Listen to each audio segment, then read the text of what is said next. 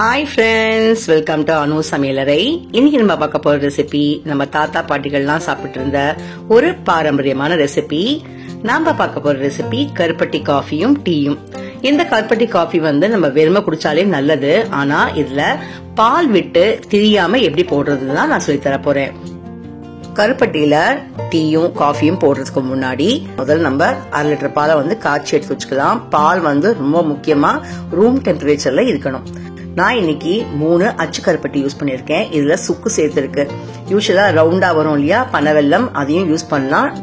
கருப்பட்டியில நிறைய iron calcium இருக்கிறதுனால நம்மளுக்கு மைக்ரேன் தலைவலி குணப்படுத்தும். அதே மாதிரி நம்மளுக்கு சளி இருமல்லாம் வந்ததுன்னா இதுல சுக்கு சேர்த்திருக்கிறதுனால ரொம்பவே நல்லது இந்த கருப்பட்டி. நான் இந்த 3 கருப்பட்டியை நல்லா தட்டிட்டு ஒரு பாத்திரத்துல போட்டு 2 கப் தண்ணி விட்டு அந்த கருப்பட்டி கரையிற வரைக்கும் கொதிக்க வச்சிருக்கேன். இது 5 நிமிஷம் கொதிச்சாலே போதும், உங்களுக்கு நல்லா உங்களுக்கு கரைஞ்சிடும்.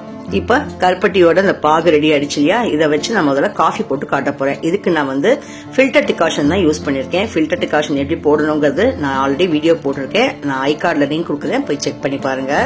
இப்ப நான் முதல்ல டம்ளர்ல ஃபில்டர் டிகாஷனை விட்டுட்டு நம்ம கருப்பட்டியை நல்லா கரைச்சி எடுத்து வச்சிருக்கோம் இல்லையா, அதை வடிகட்டி சேர்க்கணும். ஏன்னா மண்ணெல்லாம் இருக்கும்.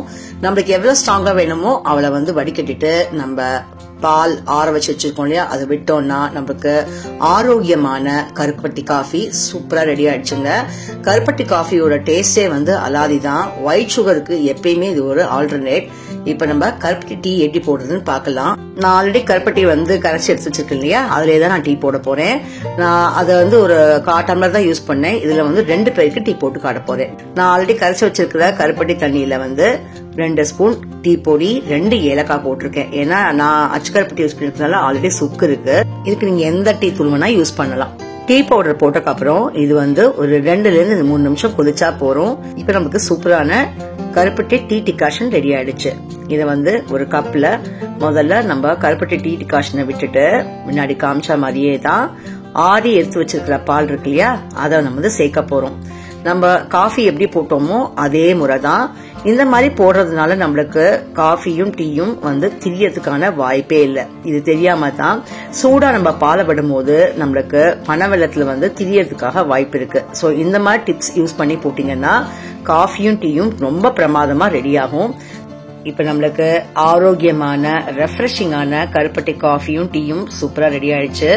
எல்லாருக்கும் இந்த கருப்பட்டி காஃபி டீ ரெசிபி ரொம்ப பிடிச்சிருக்கும்னு நினைக்கிறேன். பிடிச்சிருந்தா லைக் பண்ணி உங்க ஃப்ரெண்ட்ஸ் ரிலேட்டிவ்ஸ்க்கு கண்டிப்பா ஷேர் பண்ணுங்க.